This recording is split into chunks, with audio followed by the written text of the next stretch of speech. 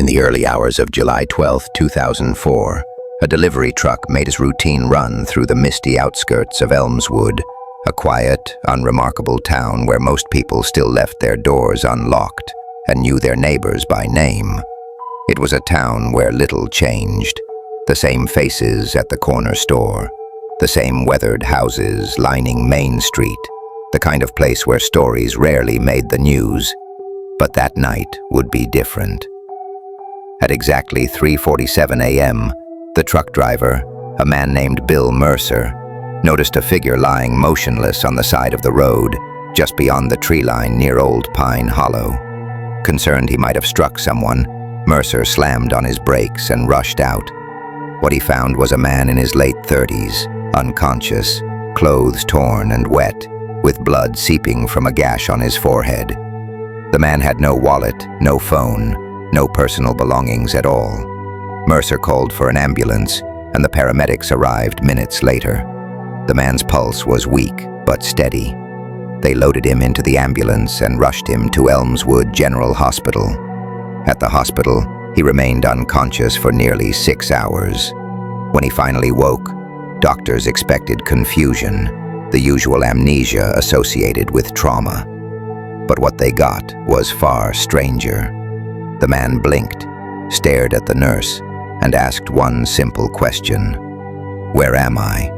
The nurse gently told him he was in Elmswood General, that he'd been found unconscious by the road. She asked for his name. Without hesitation, he replied, "Daniel Rowe." It should have been routine. A missing persons call, a family notified. But when the name was entered into the system, a red flag popped up.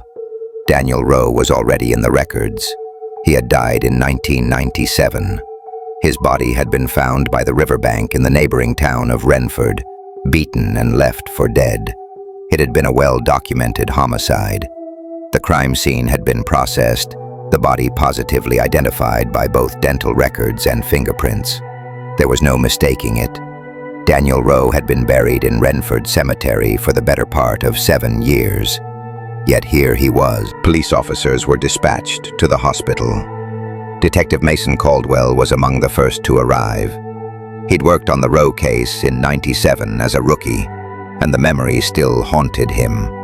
Seeing the man now, alive, sitting up in a hospital bed, was like seeing a ghost.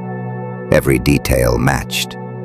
The scar above his left eyebrow, the small birthmark behind his ear, even the way his right hand slightly trembled, a condition Daniel Rowe had reportedly developed after a factory accident in his 20s.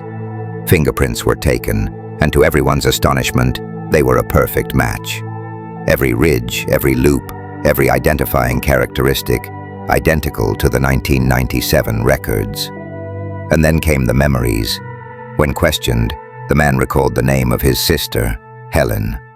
He spoke of growing up in Renford, working the night shift at the textile mill, and fishing on weekends at Lakeridge Creek. He described in vivid detail the narrow hallway of their childhood home, the corner booth in McKinley's Tavern where he always sat.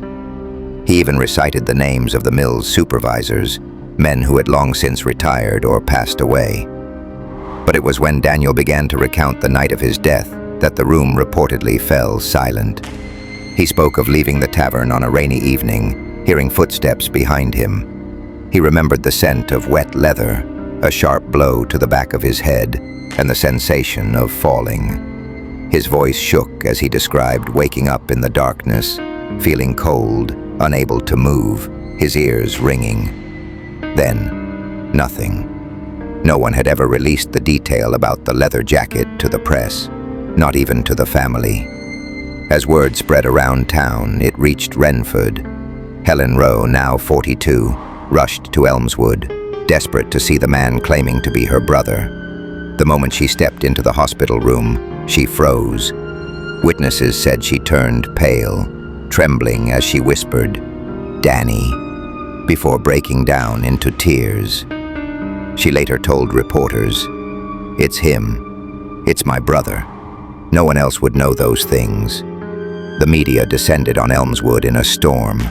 The man who lived twice, as tabloids dubbed him, was everywhere. News vans lined Main Street. Psychics, UFO enthusiasts, and amateur sleuths arrived from neighboring counties, each with their own theories. The authorities exhumed the grave in Renford Cemetery. The remains were confirmed through dental records and DNA to be Daniel Rowe's. Yet the man in the hospital bed shared the exact same DNA. Forensic experts were called in from the state capital. They verified, with modern techniques, that the man alive and the body buried were genetically identical. How could one person be buried and breathing at the same time? One theory suggested the possibility of a long-lost twin, though no hospital records, birth certificates, or adoption files supported this. Helen confirmed their mother had only one child. There were no adoptions, no hospital errors, no unexplained family secrets, or so it seemed. Another possibility was identity theft. Perhaps someone had surgically altered their appearance, learned Rowe's history, but experts dismissed this as impossible. Not only did the DNA match, but the man's memories were too intricate, filled with details no one else could have faked, including knowledge of a hidden fishing spot known only to Daniel and his late father. Psychiatrists proposed a dissociative fugue state, an extremely rare psychological condition where a person suffers amnesia and assumes a new identity, sometimes years later. But this didn't explain the matching fingerprints, DNA, or detailed recollection of a murder scene that should have been fatal, as if the mystery weren't deep enough.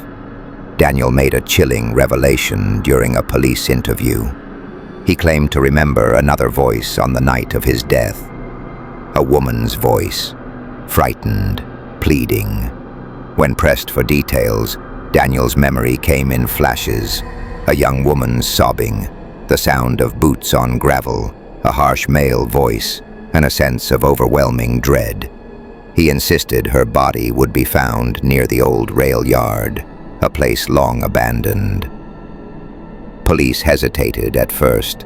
No missing woman had been connected to the case, no reports aligned. But given the impossible events already at play, they launched a search. Underneath a crumbling access road at the rail yard, forensic teams unearthed skeletal remains. Dental records confirmed it was Claire Renshaw, a waitress at McKinley's Tavern, who had vanished in the same week as Daniel Rowe's murder. Her case had gone cold decades before. Now the two were linked, and then the theories came. Some locals whispered of ancient legends, of the tethered, souls bound to the earth twice over.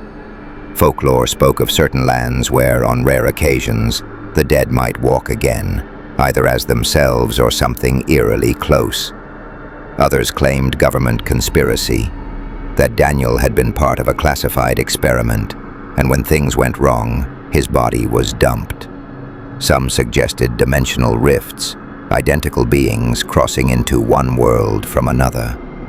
Despite countless hours of investigation, national attention, and expert analysis, no explanation surfaced. Daniel Rowe, if that was truly who he was, left town a year later, changing his name, moving far from the curious eyes of small-town America. He declined interviews, avoided cameras, and vanished into obscurity once more. The headstone in Renford Cemetery remains. Daniel Rowe, 1966 to 1997. And somewhere out there, another Daniel Rowe walks beneath a different name, carrying memories of a night no one can explain. To this day, the case remains unsolved. If you've made it this far, thank you for listening. Stories like this are rare, and their mysteries linger in the quiet hours when the world feels just a little thinner. If you have your own theory about what happened to Daniel Rowe, leave it in the comments. And if you want more chilling true crime mysteries and eerie real stories, don't forget to subscribe, because some people just don't stay buried.